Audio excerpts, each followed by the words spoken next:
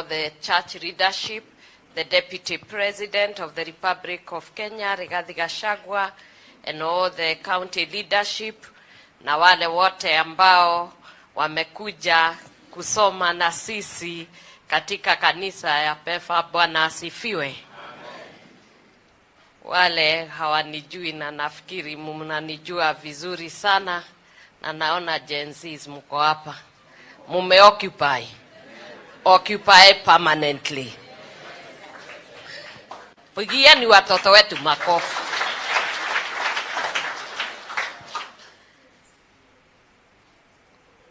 Mambo mengi ambao yanaendelea katika nchi yetu, lazima tujue sisi tukiwa wa Kristo, na ninasema bila woga. Kazi ya kanisa ni kuhakikisha watu wako soba. Sema soba. Na hiyo kazi ambayo tulianza, ningeomba nyinyi kama Gen Zs, millennial na wale wote na sisi wote, tuone tumeendelea vile tulikuwa tunaendelea, ndio tuweze kuwapatia na kazi na ajira ambazo zitawasaidia. Kwa sababu watu wakiwa walevi katika nchi haiwezi endelea, uchumi huwezi endelea. Na atumia mwekuo maundu maya atumia no tuhote kumarora wega, tiguo? Ciana ici ni citu, ithe tutiaragia nacio, tutiraritie nao maratuigua, na githe athuri matire kuo maithe. Thiini wa thirikari yakitwo ni nyina na mwana na ciana icio, kanitha na matura. And that is why we are saying it is very important that you emphasize in being local and making sure that where you are making sure there is law and order that is kept. There is no law and order that can be kept if people are drunk and disorderly. We have seen many of our children, young men, who are in prison today for defilement, and they are there for many years. Kuna watoto wetu ambao mmeona wale tumekuwa tukichangia kuona wametoka kwa mitaa na tumewapeleka rehabilitation, and ni wengi. Na niseme kama vile nchi imesema hawataki second lady yawe na budget, na ni sawa, lakini kazi ya wavulana sitawacha.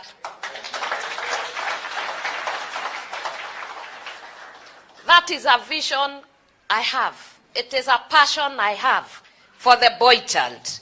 I cannot stop, because I started even before I was in the office. And I believe you and I can be able to make it. And I'm asking the church today, open your doors to our children. Let them come into the churches, feed them, clothe them, mentor them, disciple them, and make sure wako sawa. And then even as a church, I believe God has blessed us. And we can be able to change the lives of our young people. They can run here. And if we have churches, like we have the PEFA churches, how many? 6,000. You have 6,000 churches. 6,000 churches of PEFA. Every branch, if it was to take 10 of them, how many young men will we remove from the streets? 600,000. The church has power. It has the authority that God gave us to be able to do what we need to do. And you young people, you can bring other young people that are lost into the church. We mentor them, and we raise that money within ourselves to pay them. And they can clean the churches and around here as the pastors and other people help them to overcome drunkenness. This far we are very happy, because as we are going out, tukiona huko nje, watoto wetu wale walikuwa wana hiyo order, the bad smell, walikuwa na macho mekundu, walikuwa wachafu. Now I can see something has changed. How can it be that somebody somewhere decides to take us back where we have come from? Apana. No, this thing must stop. And I will not stop because of a budget. I believe that we can raise this money ourselves. Even the young people.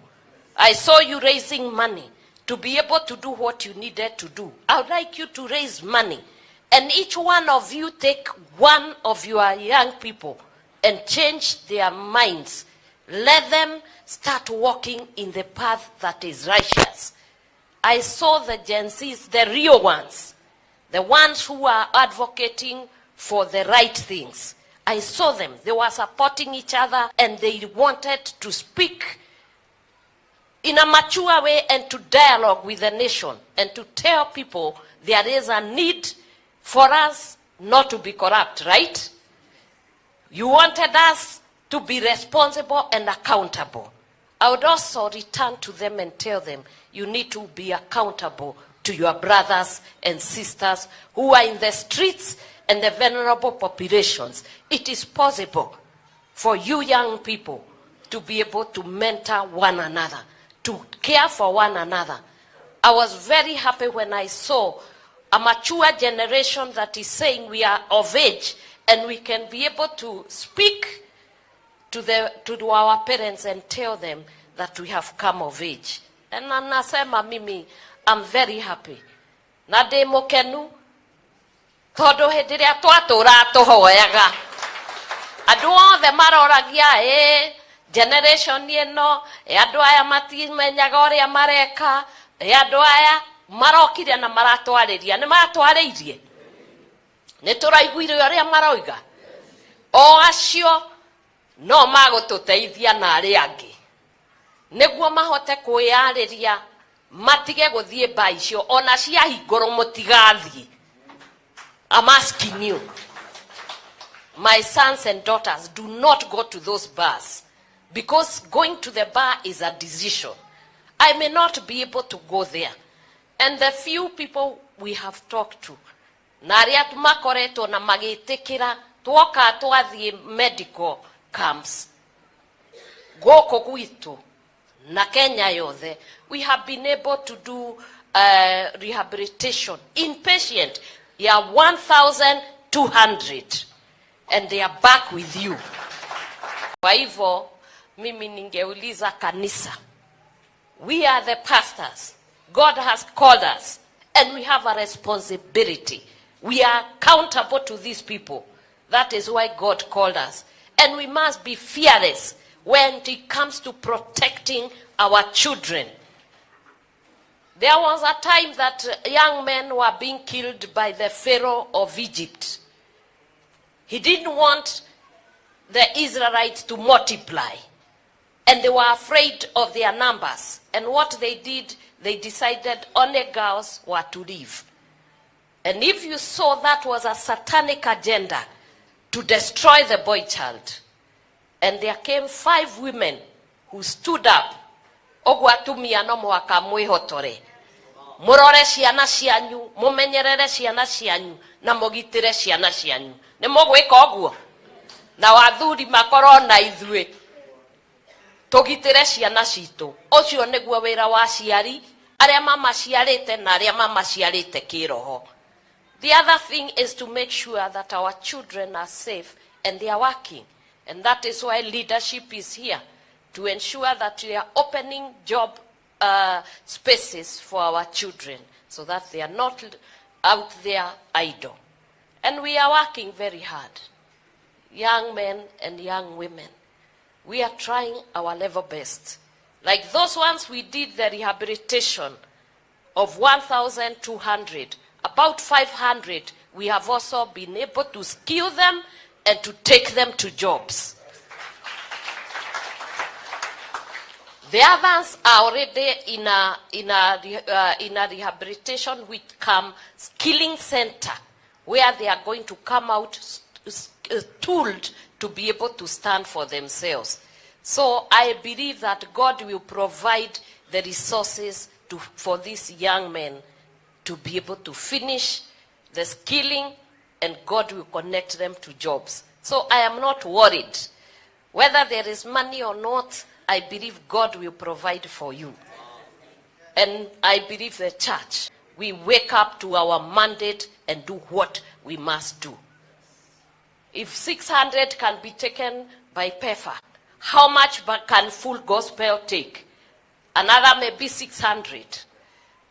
The Catholic Church, because we are doing the rehabilitation with the clergy.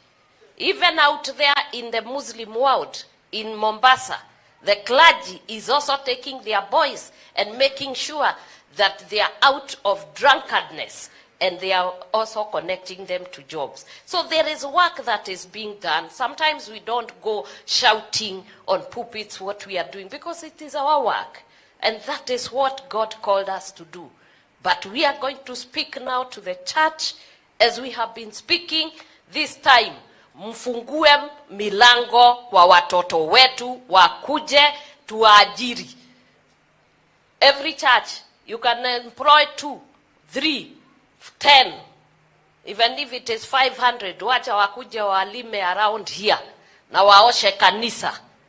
Na sisi tuchange hiyo pesa, tukiwa waumini tunawalipa. Is that not possible?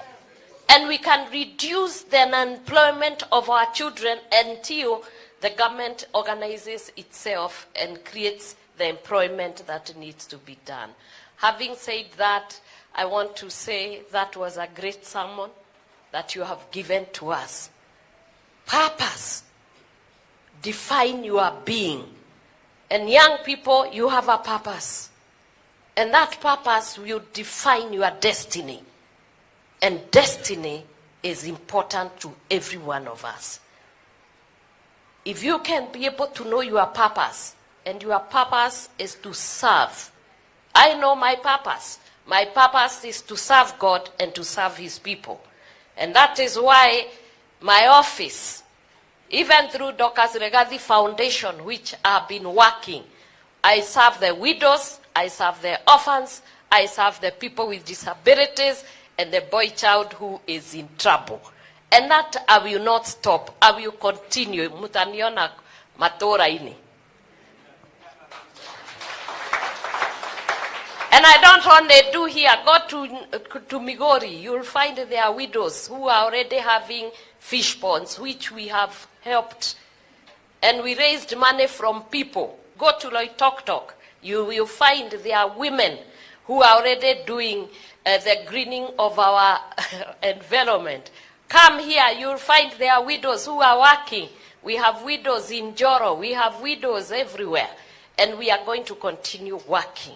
And I know God will provide. Agikoro athuri aria mehaha ni ma provideagira atumia ao ri. Ni moreciria Ngai no aremo niko he atumia ke the widows kiria mangikira na mangihumba. Na Ngai githe tu mwene fedha na dhahabu na migunda na ndegwa iria cie irima-ini tamenya ni agututeithia. And young people, please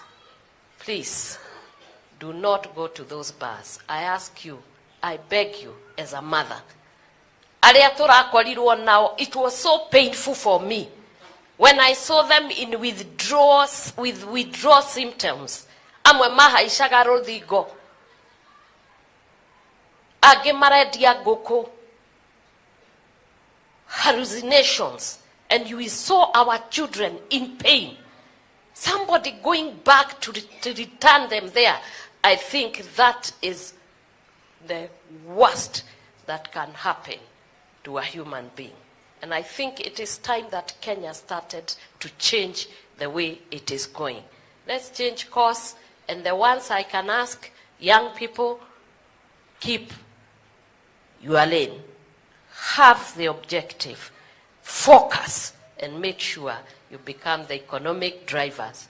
You are our tomorrow. As mothers, we are looking up to you. We do not have any other future. We only have you.